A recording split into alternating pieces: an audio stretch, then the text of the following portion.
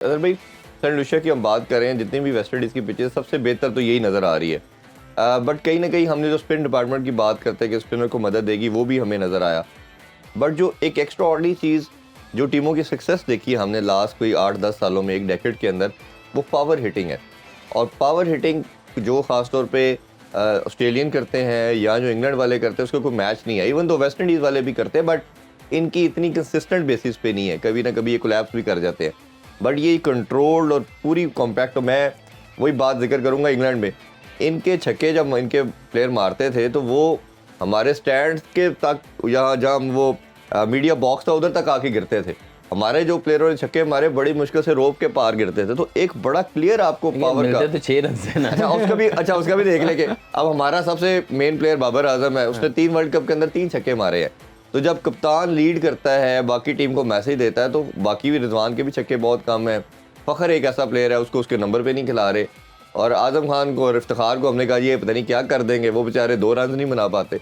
तो ये तो बड़ा क्लियर डिफरेंस है हमारी पावर हिटिंग के अंदर भी और अप्रोच के अंदर भी। देखिए बहुत डिफरेंस तो बहुत ज़्यादा है। वही बात है कि हम जब भी हमारा बॉलिंग अटैक तगड़ा होता है और हम उन टोटल्स पे दूसरी टीमों को आउट करना शुरू कर देते हैं, जिसमें हमारी बैटिंग वो या स्टैट करके देती है या वो अचीव कर लेती है, उन टोटल्स फिर हम वहाँ पे उस टूर्नामेंट्स में अच्छा करते हैं। अदरवाइज़ आई फील कि जब भी हाई स्कोरिंग होंगे गेम्स, उसमें पाकिस्तान टीम स्ट्रगल करेगी। और ये इन प्लेयरों की गलती नहीं है, हमारे सेटअप की गलती है कि हमने उस चीज़ पे ध्यान, हम सिर्फ पावर हिटिंग समझते हैं कि छक्का मारना है। छक्का किस तरीके से मारना है, इंग्लैंड के प्लेयर्स की क्वालिटी क्या है कि वो अगर सही कन्वेंशनल हिट नहीं लग रही तो वो रैम शॉट भी मार सकते हैं, वो रिवर्स स्कूप भी खेल सकते हैं।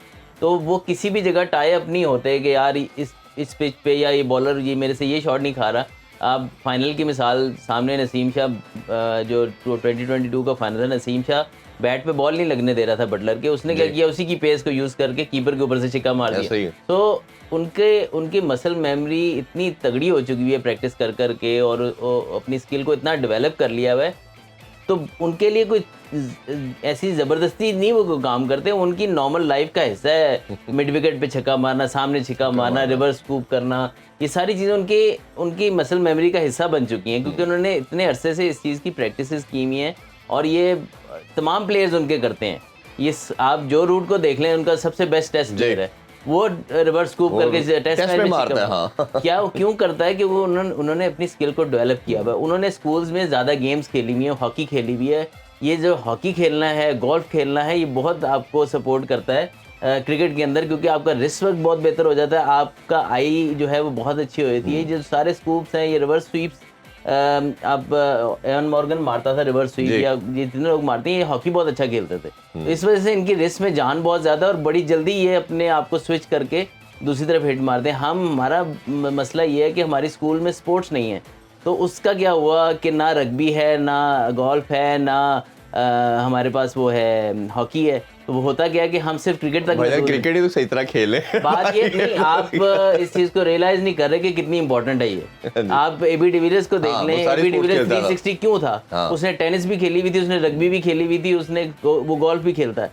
तो ये सारी गेम्स एक्चुअली क्रिकेट में आपको सपोर्ट करती हैं कि आप, मैं ये नहीं कह रहा कि बाबर आजम इस टाइम ये सारी चीज़ें खेलना शुरू कर दे, लेकिन जब तक आप अपने स्कूल्स में स्पोर्ट्स को आम नहीं करेंगे, तब तक आपकी बाकी स्पोर्ट्स में भी आपको फायदा नहीं मिलेगा। वो सारे कुछ स्पोर्ट्स आजकल बच्चों में भी ग्राउंड से खत्म हो गए, मोबाइल पे आ गई हैं, तो वही मैं आपको रीजन बता रहा हूँ कि व्हाई दे आर बेटर। मैं ये नहीं कह रहा कि पाकिस्तान टीम क्रिकेट नहीं खेल पा रही तो हॉकी खिला के उनको कैसे ठीक करें। मैं आपको एक रीजन बता रहा हूँ कि why they are best. You know why Australian switch hit पे छिक्का किसे मार रहे? अच्छा चले सारा कुछ, स्कॉटलैंड के प्लेयर क्यों मार रहे हैं?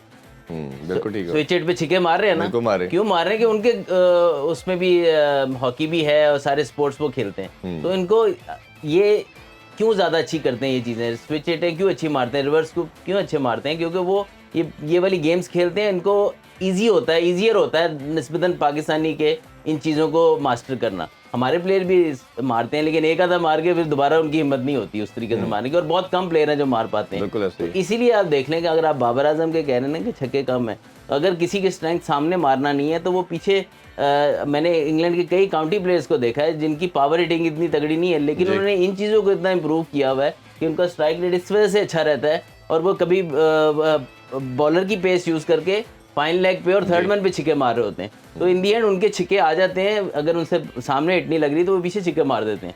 तो आई थिंक कहीं ना कहीं उनको एडवांटेज इस चीज़ का है। हमें ये है कि हमने अभी तक क्रिकेट के लिए जो हमें क्रिकेट इम्प्रूव करने के लिए अपनी जो चीज़ें करनी चाहिए थी हमने वही नहीं की। तो अभी तो मैं तो बहुत दूर की बात कर रहा हूँ जिसमें हमारी स्पोर्ट्स जो हैं वो स्कूल तक चली जी। जाएं, जो कि पहले होती थी बिल्कुल लेकिन ऐसे। अब नहीं है, और उसका हम खमियाजा भुगत रहे हैं और भुगतते रहेंगे।